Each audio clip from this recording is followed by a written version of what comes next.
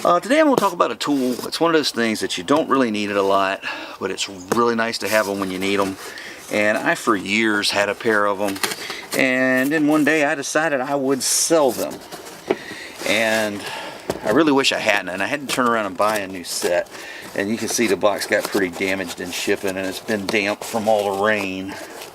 So I can open this thing right up with my finger. I mean, as much as the shipping companies try, sometimes, you know, stuff just gets banged up a little bit. Now, it doesn't look like anything's damaged, but we'll find out. Now, what we got here is a set of these all-star caster dollies. And these are with the iron wheels.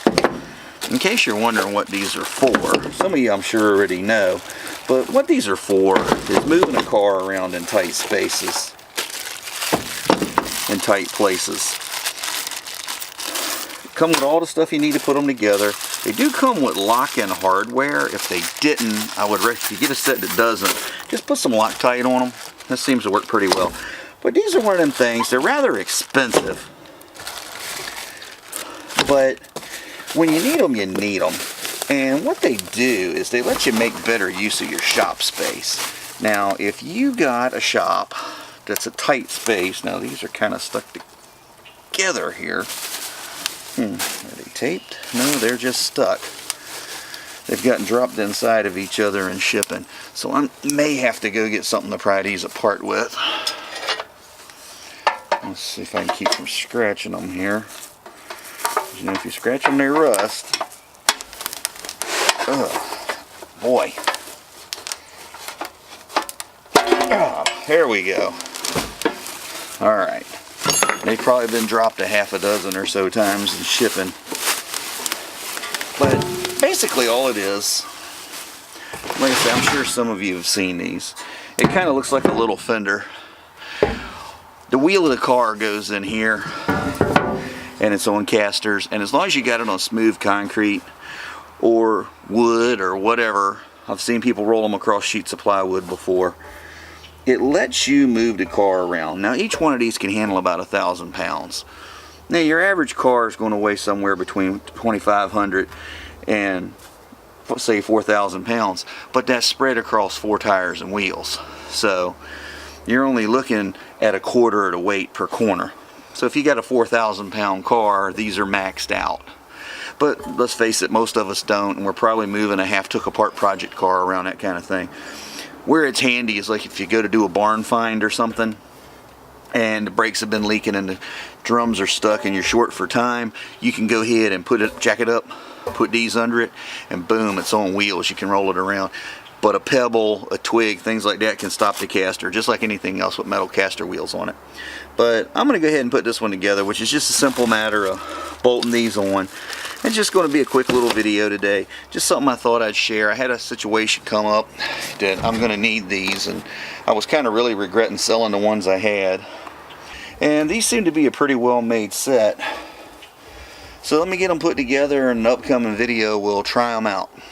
You can put them together with minimal hand tools. I mean, I'm sitting here, I just grabbed a handful of wrenches, and it looks like I grabbed the right ones, and my little 1/4 inch drive socket set, and they're ready to go. Went ahead and got one bolt in the hole. You're going to go ahead and drop it through. Grab a washer, put the washer in, take one of the lock nuts,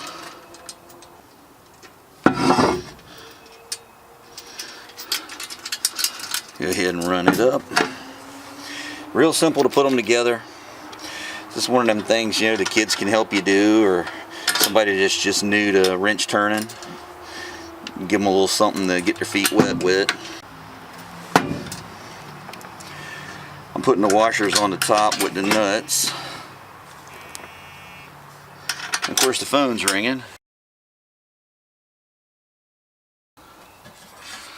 Okay, so as you can see, we got it on here, but it moves around. And that's just a simple matter of grabbing your ratchet, wrench to hold it with, or secondary ratchet, whichever.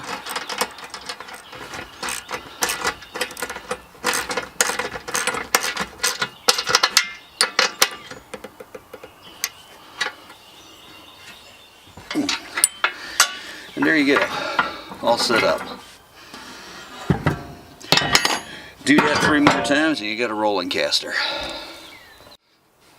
So after you get all 4 casters on, as you can see, this thing can spin in a circle. So you can basically take a car and do the same thing with it once you got one under each wheel. Now, a few safety concerns. When you're jacking it up, it's going to want to scoot once it's got more than one wheel on this. So you're going to want to try to jack it up even and let it down even. So if you got 2 jacks, that would be great. Or if you can get in the middle and jack both wheels up on one end at the same time, that kind of thing. Or do the front wheels and then do the rear end, whichever. But, you know, be careful. Anytime you lift the car off the ground, it's unsafe. Don't smash your fingers, don't drop the car. And you can see how easy this thing rolls. So, I mean, I'm just letting it go. And it's rolling down this little incline on its own weight.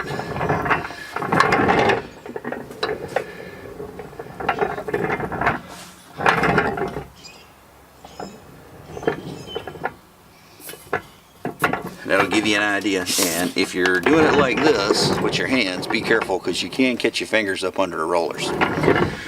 But there you go. Another thing that is, you only need it when you need it, and when you don't need it, it's in the way. And what I tend to do with them is once the caster is on them, you can't really stack them. I tend to sit heavy things on them that I don't use much. Like I used to have some I-beam benders for old Ford truck axles. I would stick them on here and just roll them under my bench. It got them out of the way. It made them easy to pull in and out when I need it. And then if I need the casters, I could just go in there and pick those up and set them on a shelf at a bench or whatever, and then I could get to my casters. As always, practice your skills, learn a new one, turn those skills into craftsmanship. You never know how far they'll take you. So until next time, this has been Fab Race Mod Repeat. Have a great day.